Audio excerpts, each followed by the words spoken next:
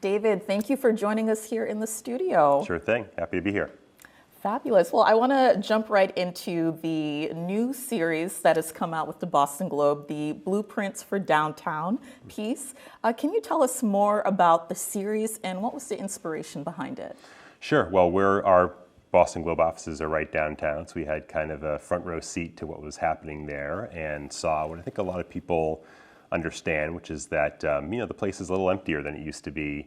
With the pandemic came along and people are going to the office maybe 3 days a week or so, and the place is kind of in need of reinvention of some kind. So we decided to take this on with a bunch of pieces. We got 7 or 8 stories kind of with different ideas about what might be done to revitalize the neighborhood and take it in interesting new directions. Excellent. I definitely love the proactiveness about the piece.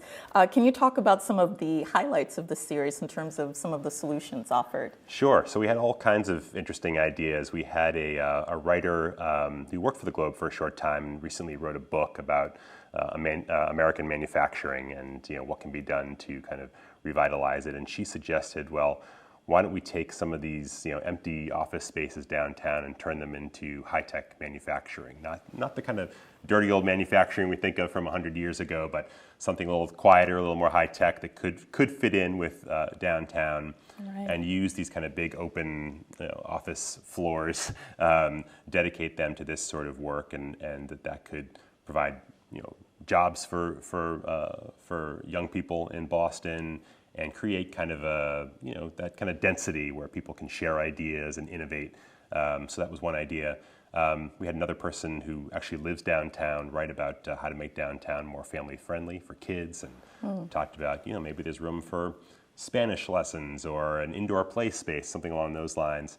And then we talked about kind of borrowing ideas from other cities that have tried to use more public art to draw folks downtown.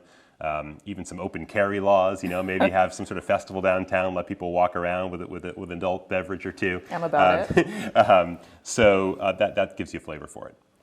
Excellent. Definitely want to partake in some of these block parties Yes. in the downtown portion. And what does the future of downtown look personally to you?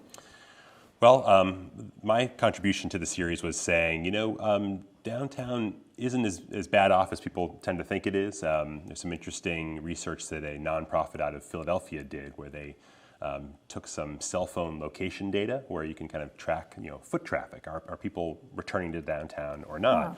And they found that it's better than we think. Nationwide, they looked at 26 cities, including Boston, and said, about 80% of the foot traffic that there was pre-pandemic.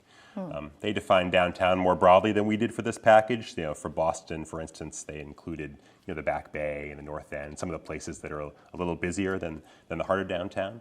But anyway, I think there's something to build on there. People want to be back in these places, and then it's just a matter of being creative. And there's some folks who are thinking creatively about it. There is some new public art downtown. Maybe you've seen these giant clown heads, wedged between a couple of buildings.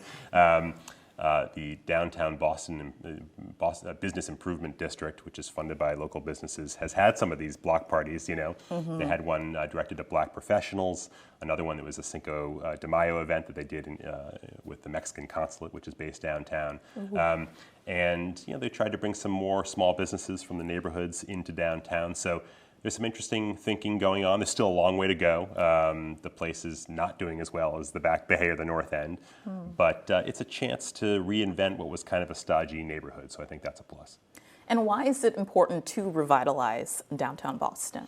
I think it's the commercial core of the city. I mean, this is it's very important economically. I mean, these big office towers are a very important source of tax revenue for the city.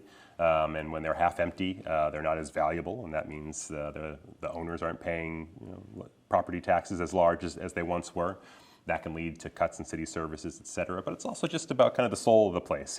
People want to have a common kind of gathering space where they can see people from all different parts of the city, where they can meet a friend for a drink or lunch, that kind of thing. And so I think just in terms of the cultural feel of the city and the economic vitality of the city, it is important to figure out what we're going to do with this place. Definitely restoring that energy. Yeah. And when we talk about downtown, reimagining the space, we're talking about urban planning essentially. Yes. How does urban planning affect the daily lives of our residents? I think it's very important. I mean, on the neighborhood level, I mean, you see what the mayor is proposing, for instance, along Blue Hill Avenue, kind of completely remaking the place, more trees and bike lanes, et cetera. So that affects people's day-to-day lives in the neighborhoods. Housing and zoning matters a lot, what kind of housing can be built, and expanding the housing supply, which is really important in the midst of this housing crisis we're having. So that's super important. And then when you think about places like the downtown, you really need smart, creative use of planning and public funds to maybe subsidize for a bit. If you want a daycare downtown to attract families, it's probably not going to do great at the outset because you don't have a lot of families there now. Yes. So maybe there's a way to provide some financing, and then maybe that draws more families and makes it sustaining. So those bets that the public sector place on what they think is important, I think, can nudge things in one direction or another. Wonderful. Yeah. And the Blueprint series, it's 9 parts. There's a section that includes input from readers about their own ideas, which I think is excellent. Yeah. How can viewers learn more and read the series? So if you go to our website, bostonglobe.com, the ideas section is housed within the opinion section of the paper. So if you click on opinion up there, you'll find your way to the ideas section, and we've still got several of the pieces up there, and as you say, some reader ideas as well. So that's kind of fun to check out. And our designers did some pretty cool kind of charts and graphs about what's happening, and just some kind of moving animations of downtown buildings that are fun to check out. So I'd urge people to take a look.